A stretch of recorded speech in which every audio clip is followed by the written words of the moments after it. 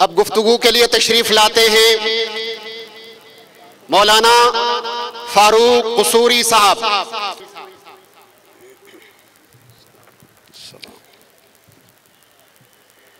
अस्सलामु अलैकुम वरहमतुल्लाहि वबरकातुहू।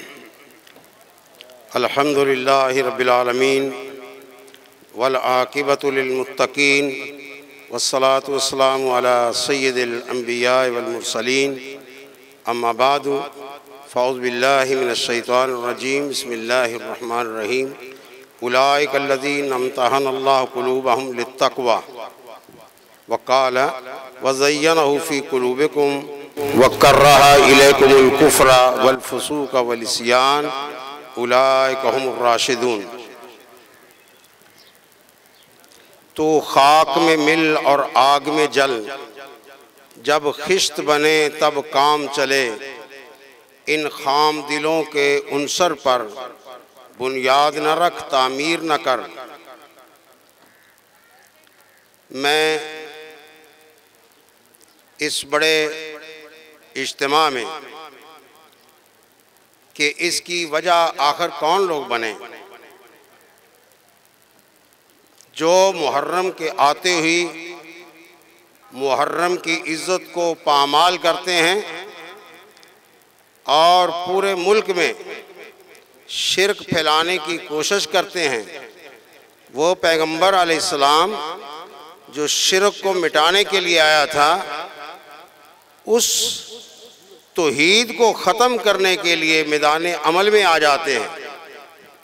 लिबास भी काले, दिल भी काले, आमाल भी काले, और फिर एक सबसे बड़ा काला जुर्म ये है कि उन सहाबा पर तबर्रा करते हैं जो रसूल अकरम सल्लल्लाहु अलैहि वसल्लम के महबूब तरीन लोग थे। कभी हज़रत अली रज़ी अल्लाह ताला अन्हु की शान में इस तरह बयान करते हैं कि वो अल्लाह के रसूल सल्लल्लाहु अलैहि वसल्लम का दामाद था, तो नज़र नहीं आता कि उनसे पहले खलीफा नबी अलैहिस्सलाम के दोरे दामाद हैं, जिनके बारे में रसूल सल्लल्लाहु अलैहि वसल्लम ने फरमाया था, उस्मान मेरी दो ही ये बेटियां थीं, अगर मेरी 40 बेटियां भी होती और एक एक करके फौत हो जाती तो मैं तेरे निकाह में देने से पीछे ना हटता। ये कौन था? उस्मान गनी, जिसके बारे में रसूलुल्लाह सल्लल्लाहु अलैहि वसल्लम ने फरमाया, मैं इस शख्स से हया क्यों ना करूं जिससे आसमान के फरिश्ते भी हया करते हैं। और वो मुरादे रसूल जिसके बारे में आपने फरमाया, लौकाना बादिन नबीयुन लकाना उमर, मेरे बाद अगर कोई नबी होना होता तो वो उमर होता। उमर, जिस गली से तू गुजर जाता है वहां से शैतान भाग जाता है। अल्लाह ने तेरी ज़बान पर हक जारी किया है। हज़रत उमर रज़ी अल्लाह ताला अन्हु कोई राय पेश करते हैं, अल्लाह कुरान वही बनाकर मोहम्मद रसूलुल्लाह सल्लल्लाहु अलैहि वसल्लम की ज़बान पर जारी कर देता है। और वो यारे गार सहाबी जिसके बारे में कुरान ने कहा ये पैगंबर का ऐसा सहाबी है, आप इसको निकाल नहीं सकते। इज़ क़ाल लिस्साहिबिही ला तहज़न इन्नल्लाह माना, जिसके बारे में रसूल सल्लल्लाहु अलैहि वसल्लम ने कभी ये भी फरमाया था कि अबू बकर रज़ी अल्लाह ताला अन्हु की गार की एक रात की नेकियां आसमान के सितारों से कहीं ज़्यादा।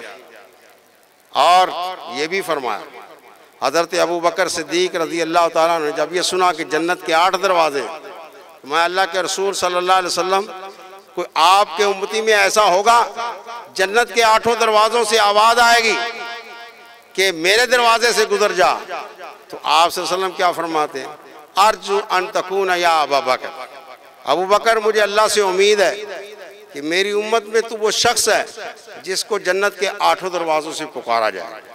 ये वो अजीम हस्तियाँ हैं, सहाबा वो अजीम हस्तियाँ हैं जो रसूल अकरम सल्लल्लाहु अलैहि वसल्लम की नबूवत की आईनी गवाह हैं।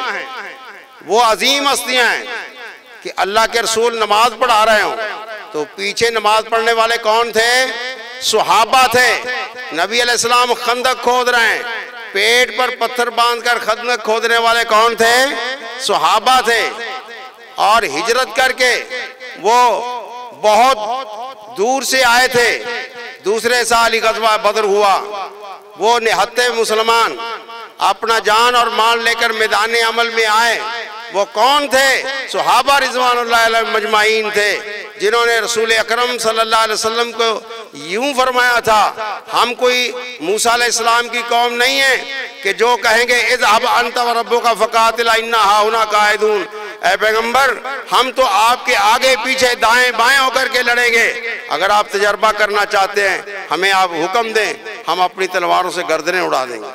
دشت و دشت ہیں, دریا بھی نہ چھوڑے ہم نے, بحر ظلمات میں دوڑا دیے گھوڑے ہم نے.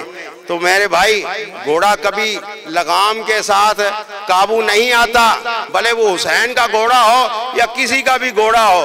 اور گھوڑے کو یہ ماننے والوں کو لگام دی جائے, بے لگام گھوڑوں کو جب تک لگام نہیں دی جائے گی, تمام اہل حدیث اور تمام اہل سنت مل کر پھر ان کو لگام دیں گے. جو صحابہ کی شان میں گستاخی کرے گا اس کی زبان گدی سے کھینچ لی جائے گی. وآخر دعوانا الحمدللہ.